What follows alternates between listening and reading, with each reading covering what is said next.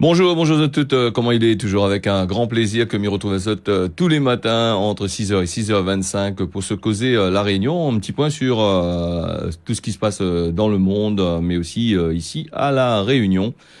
Tiens, excusez-nous pour hier. Il y a un petit souci technique que n'était pas de notre faute, un problème avec le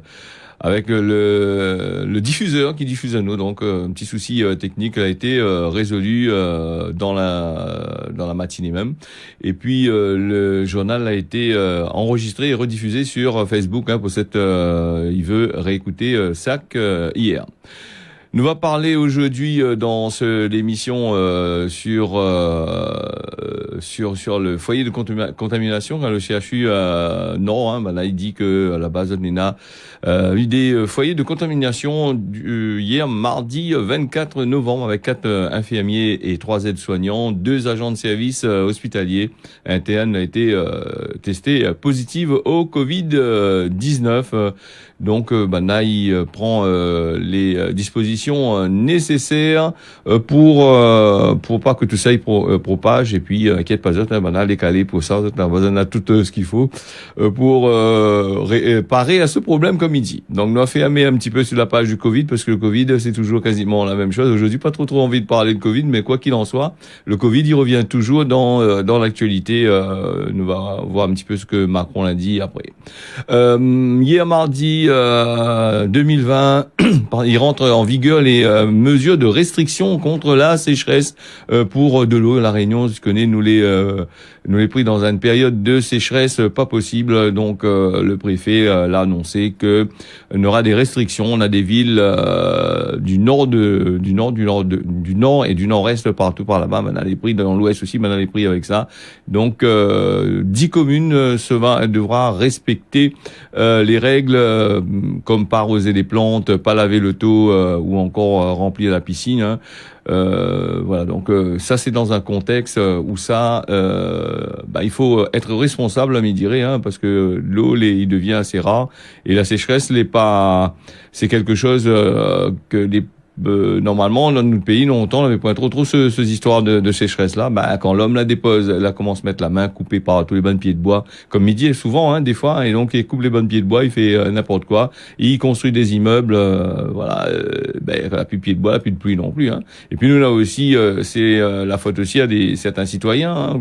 C'est les citoyens qui quand ils gagnent un cas, ils achètent un cas, le seul truc que ils font c'est la paix à la terre. Donc le problème, c'est que ils coupent toutes les bandes de pieds de bois, ils bétonnent partout, mettent la tôle partout, à croire que ça la paix la saleté. Donc c'est vrai que la saleté est pas trop gaillard, mais si vous bétonnez partout, puis un petit pied de bois pour cacher dessous et vous bouche un peu le chemin à la nature, et les conséquences y arrivent comme voilà, sécheresse, plus de l'eau, tout ça.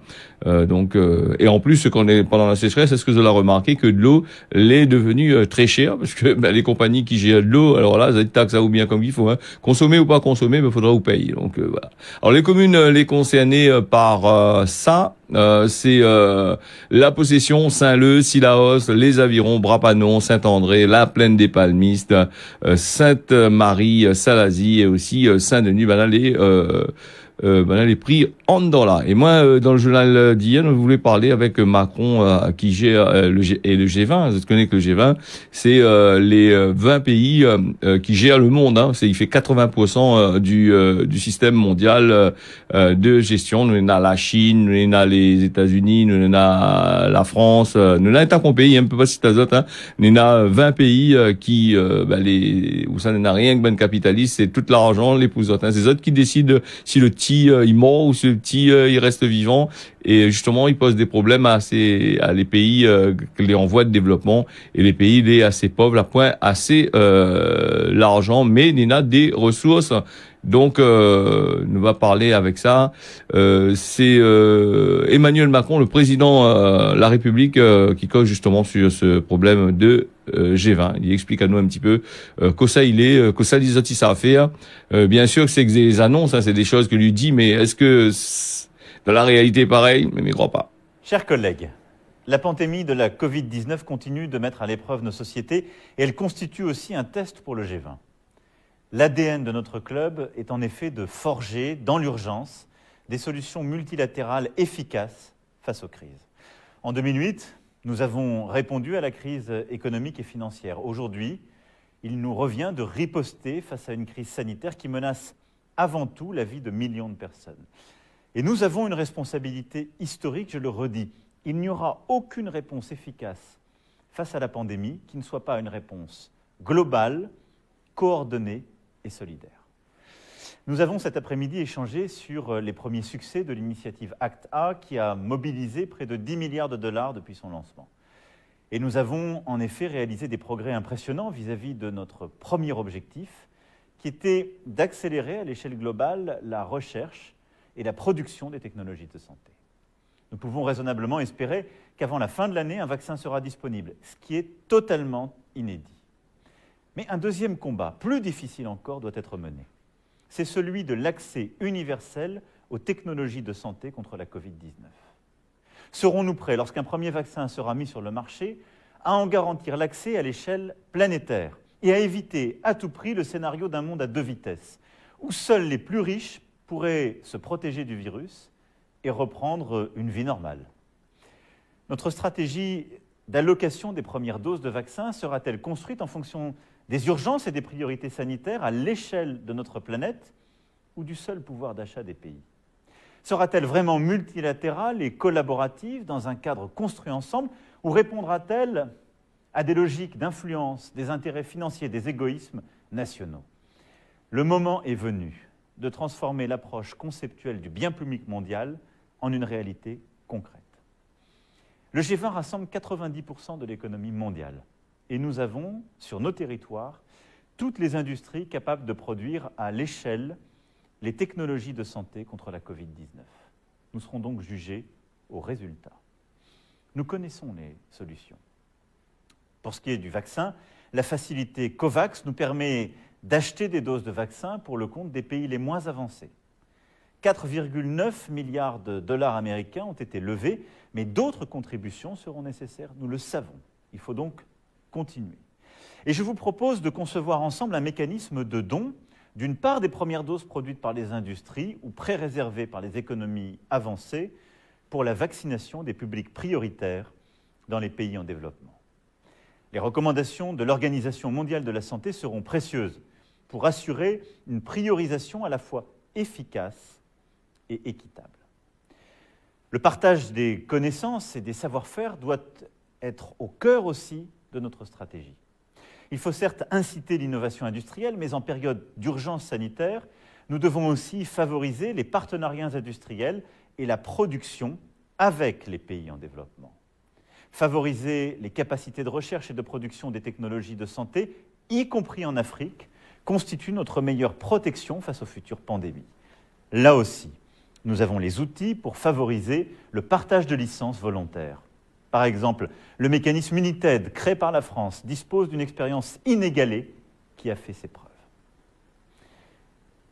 Il ne faut pas oublier, au-delà du vaccin, de la recherche, que cette coopération doit aussi s'étendre au traitement et au système de santé primaire. Notre mobilisation doit donc veiller aussi à ce que, dès que des traitements contre le virus se stabilisent, ils puissent être de la même manière diffusés, partagés, avec les pays les plus pauvres et les économies en développement. Enfin, je veux rappeler à tous que tous les efforts que nous pourrions faire pour mettre à disposition des doses de vaccins dans ces pays n'auraient aucune efficacité si, dans le même temps, nous ne décidons pas de stabiliser, renforcer, parfois reconstruire leur système de santé primaire. Et c'est pourquoi il nous faut, nous, économie du G20, également, investir beaucoup plus, à travers notre aide publique et de développement, dans ces systèmes de santé primaire et dans leur reconstruction. Voilà les quelques mots que je voulais vous dire. Nous avons besoin d'une mobilisation de toutes et tous, et c'est une mobilisation, une fois encore, pour un des biens publics de notre planète. C'est la même mobilisation que nous savons à l'œuvre lorsqu'il s'agit de nous battre pour le climat, pour la biodiversité. Le lancement à Paris, le 12 novembre dernier, du Conseil d'experts de haut niveau Une seule santé est un très grand pas en avant pour aller dans cette direction. Mais fondamentalement, parmi les leçons que nous pouvons tirer du moment que nous vivons, la plus grande est sans doute que Nous partageons plus que jamais, au nord et au sud, un avenir et des défis communs, et qu'il faut donc partager aussi des solutions.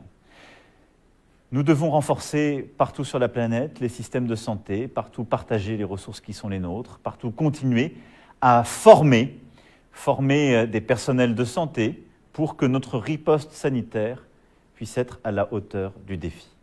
C'est aussi pourquoi la France soutient l'Organisation mondiale de la santé pour mettre en place une Académie mondiale de la santé à Lyon qui formera les personnels de santé du monde entier. Et c'est aussi pourquoi, en matière de santé, nous partageons cet agenda multilatéral qui est le seul pleinement efficace. Voilà les quelques mots que je voulais partager avec vous. Nous ne serons efficaces que si nous ne sommes justes. Nous n'arriverons à être efficaces et justes que si nous ne sommes véritablement ensemble. Je remercie la présidence saoudienne pour ses efforts cette année. J'assure l'Italie de tout mon soutien pour sa présidence l'année prochaine. Et je nous souhaite à tous d'être à la hauteur de ce rendez-vous de l'histoire. Voilà Emmanuel Macron qui parle à nous du G20 avec les vaccins, avec tout le système. Quand nous regarde certains pays du G20 où ça, ce que lui dit là est dans la réalité comme aux États-Unis avec les problèmes sur la santé publique, des fois nous pose à nous des questions juste pour causer, blaguer, dit un peu ce que l'on a envie de dire. Et puis Emmanuel Macron hier, il a fait son intervention télévisée, il n'a pas parlé beaucoup, il n'a pas parlé de la Réunion, donc quasiment pas, juste un petit mot à vol-volant en l'air dans les trucs comme ça, donc m'a pas trop insisté pour diffuser le reportage, même il pense d'ici demain, on va passer un petit extrait de ce que lui a dit. Et le système, c'est que était quand même assez tard, quand même, il a fini assez tard, 11h30, 23h, hein, donc un peu tard pour la réunion. Nous aura l'occasion de reparler bien sûr là-dessus. Et entre-temps, ce que lui a dit, il veut rendre aussi le vaccin obligatoire, s'il ne m'y trompe pas. Donc là, il pose un autre problème encore. Nous va voir encore dans le monde, il veut, dans le monde est contre ça, tout ça là. Et là, justement, on va aller faire un petit tour avec justement le vaccin, avec vaccin anti-Covid, avec les paramètres que tu connais pas, d'après ce qu'il dit.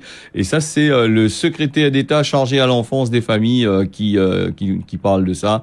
Et c'est tout de suite, nous envoie ça. Vous avez rappelé, la Haute Autorité de Santé a pu, ces derniers mois, élaborer des recommandations pour l'élaboration d'une stratégie quant à la diffusion de ce vaccin. La Haute Autorité de Santé aura de nouveau l'occasion de se prononcer et de formuler des recommandations qui nous permettront de fixer la politique publique en la matière, et en tenant compte notamment de la disponibilité des vaccins, car nous parlons du vaccin développé par un laboratoire, mais vous n'êtes pas sans savoir que d'autres laboratoires sont en phase avancée, en phase 3 en l'espèce, du développement d'un vaccin. Je pense à AstraZeneca, avec laquelle la Commission européenne avait passé dès l'été une précommande de doses. Je pense également à Johnson & Johnson, par exemple.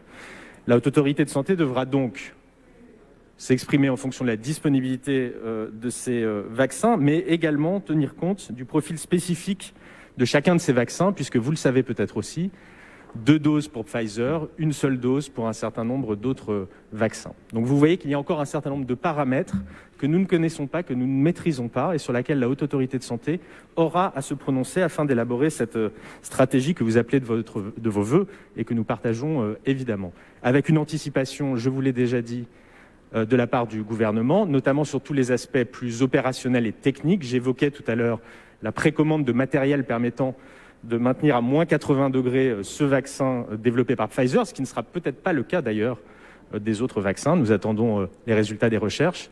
Et permettez-moi enfin, monsieur le sénateur, d'ouvrir un petit peu le champ de votre question à l'international, puisque la question de la disponibilité, de l'universalité de ce vaccin au niveau mondial est aussi une préoccupation que le président de la République a exprimée dès le 24 avril dernier en parlant de bien public mondial. Et c'est Professeur Jean. Voilà donc le vaccin Covid-19 au cœur de l'actualité. Donc l'entraîne d'essayer de trouver des possibilités comme vous l'avez vu. Bon, on a Pfizer, on a Johnson & Johnson, on a aussi d'autres laboratoires que les en phase de mettre en place ce vaccin, mettre à disponibilité. Les conditions pour ce vaccin-là, il reste un petit peu flou quand même, parce que j'ai l'impression que Nike cachette à nous pas mal de choses dans ce gouvernement. D'ailleurs, quand la politique, s'il y a quelque chose pour retirer dedans, les cieux et certains, il ne pas dire où tout. Et moi, je voulais passer un petit reportage là, sauter directement sur sur la détresse respiratoire pendant le Covid. Alors quand les gens ont du Covid, il est assez compliqué. Elle est assez compliquée pour eux, et donc nous va passer justement ce reportage à voir un petit peu comment il se passe quand eux ils attrapent ces affaires-là. Christophe Lagier, parmi les atteintes liées au Covid, on peut notamment citer les atteintes pulmonaires. Quelles sont les particularités des atteintes pulmonaires lors d'une infection à SARS-CoV-2 ?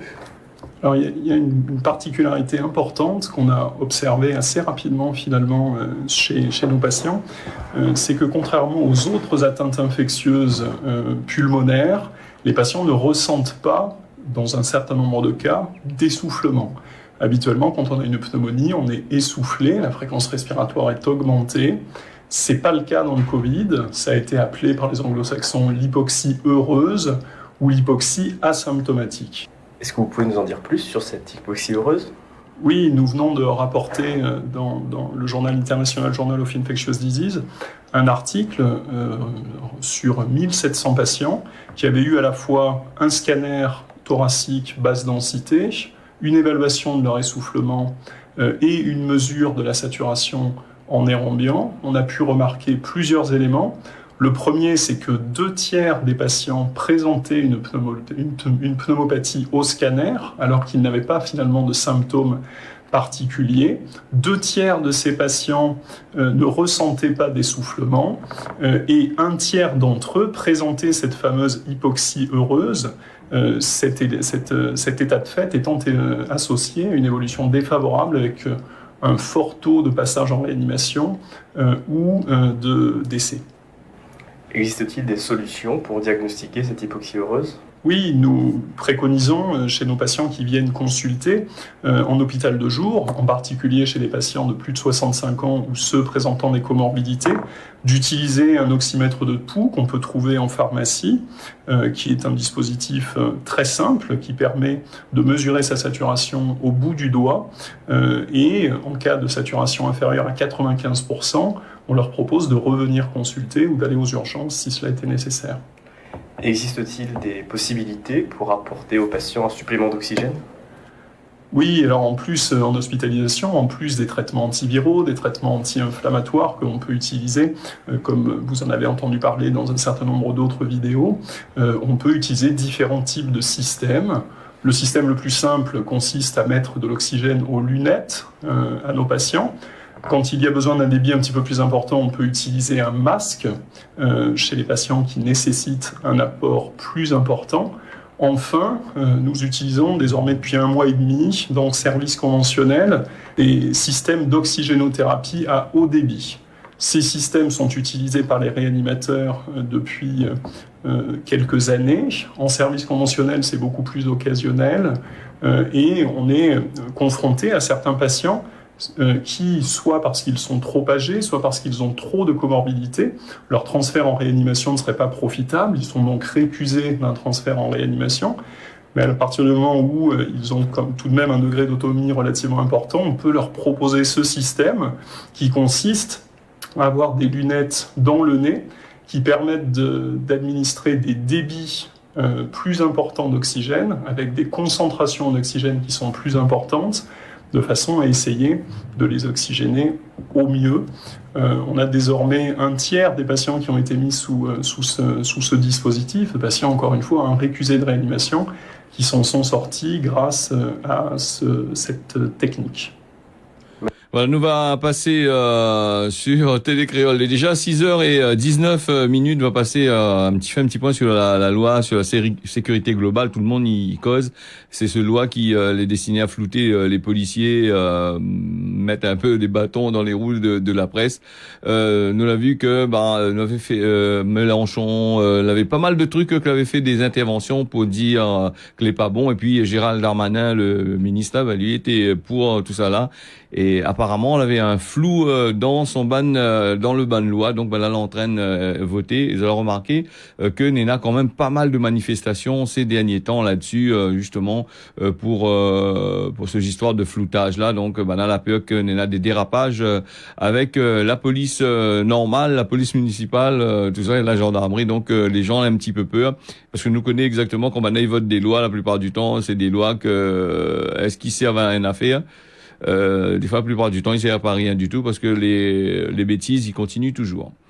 Nous va revenir bien sûr là-dessus, hein. Nous attendre un petit peu et puis nous va essayer de trouver passer les reportages pour vous autres là-dessus. Nous va parler des migrants à Paris là-bas avec des tentes neuves que vous avez pu remarquer, hein. Ben là, il dit que c'est une manipulation politique, hein. Comment ça se fait que tout d'un coup tous ces migrants-là là débarqué avec des tentes que étaient neuves, des sortes dans l'emballage apparemment bien arrangées et puis est-ce qu'il y avait vraiment des migrants dedans? La question que là il pose à Zot là-dessus, donc elle est assez grave quand même, hein. Donc voilà, nous encore, si nous réfléchissons bien, bon, la manipulation politique qui existe, la manipulation de la loi de certains pays existe, a toujours existé, donc ne sois pas trop cri là-dessus, hein. Donc et puis ce que Banaï dit sur ces histoires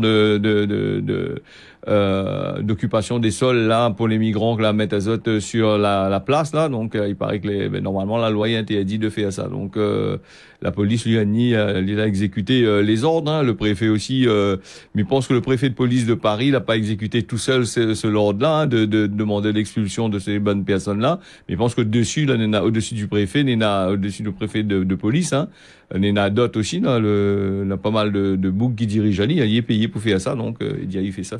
Donc nous refait la parenthèse, nous revient avec la réunion avec l'ARS de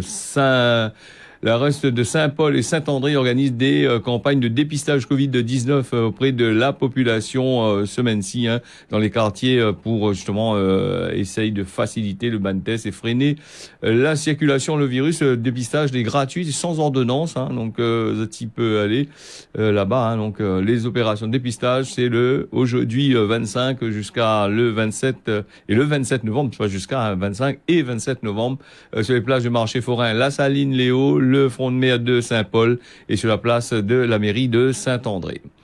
Alors, nous n'avons aussi une étude qu'on est en train de parler pour dire que le Réunionnais il mange mal, tout ça là, donc apparemment Banna il veut faire manger nous comme ça, hein, donc le Réunionnais il mange mal, mais qui ça là apprendre le Réunionnais à manger mal? C'est ça la question qu'il nous devrait poser à nous, hein. C'est bien sûr toutes les grosses structures que l'on a ici, la mondialisation, tout ça l'a fait que l'a fait oublier à nous un peu, l'a toujours dit à nous que ce que nous mangeons n'est pas bon du tout, les trop gras, les trop ici, les trop là-bas, donc c'est juste pour mettre en place notre système pour essayer de gagner de plus en plus de l'argent, et dans ce problème-là, mais il y a bon peu d'argent de l'autre côté là-bas, il tue à nous aussi ensemble. Nous l'a vu le sucre que les graisses, même dans les pays comme les États-Unis, les gens ils disent comme ça, il faut plus manger de graisse, le gras n'est pas bon, tu fais de la publicité avec des gens les hyper minces. Tout à fait d'accord avec Zod, mais si on enlève la graisse ou mange que de sucre, nous pose à nous la question, que ça le sucre il fait sur le corps. Le sucre, il y a bim ou de corps, et voilà le résultat de dire à nous de ne plus manger de graisse. Ah, mais ça pas dire seulement la graisse tout le temps, donc plus manger de graisse, aller sur le sucre, des produits hyper transformés avec des trucs que nous connaissons pas, que ça n'est là-dedans. Et après, nous, on a des études qui sortent comme ça, là, pour dire nous comme ça, nous mange mal, il faut nous manger 5 fruits et légumes, il faut nous manger patati patata. Mais en fait, c'est une société qui fait ces études-là. La plupart du temps, si nous pose à nous la question, est-ce que ça a un petit peu de affaires dans notre tête pour réfléchir un coup? Donc, ça les payer aussi, la plupart les payés par des sociétés qui fait de la bouffe industrielle, qui fait de la bouffe pour me faire manger à nous. Là, c'est un petit coup de collier pour ça, parce qu'il faut pas prendre de monde pour de couillon. Si dit nous mange pas de sucre, mange pas de gras, mange de sucre. Mange pas des produits sains au tout début parce que les piquets, les ici patati patata. Aujourd'hui, il fait manger à nous autre chose que les pas bon pour la santé. Le sucre maintenant les bien impliqué dans la vie de tout le monde, et c'est là qui pose le problème. Les gens ils gagnent plus sans passer de sucre. Regarde sur les rayons des supermarchés le nombre de boissons sucrées, Néna. Il faut regarder là-bas aussi. Pourquoi pas fermer un peu ces bonnes industries? Il fait coca, il fait limonade, il fait toutes sortes de qualités affaires. Ça sera déjà une solution. C'est un peu comme la cigarette, hein. Nous les pris dans un malisé, pas possible. Donc nous aura l'occasion bien sûr. C'est un sujet qui tient moins à cœur, justement la bouffe là, parce que n'est pas possible qu'ils prennent à nous cause imbéciles. Alors si vous avez l'envie de manger comme en France là-bas, ça n'a qu'à aller en France, ils mangent comme en France là-bas. Hein. Là ça nous mange notre rougail saucisse, notre curry, la viande cochon, c'est bon ça non? 6h25 minutes, 24 minutes, presque 25 sur Télé Créole. Cosement, ben voilà, le Cosement, il tombe bien dans le contexte. C'est qui te donne la roue, il râle pas charrette. Bon, ben, c'est qui fout ta roue dans la merde, ben, il est pas là après rien. Donc, c'est par exemple, un mouni envoyé aux batailles, ben, quand on finit gagne ou finit gagne 2-3 tours dans figure, ou bien sinon ça, ou les pris dans la loi, ben, ou va puis aller, hein. Donc, ça qui râle la roue.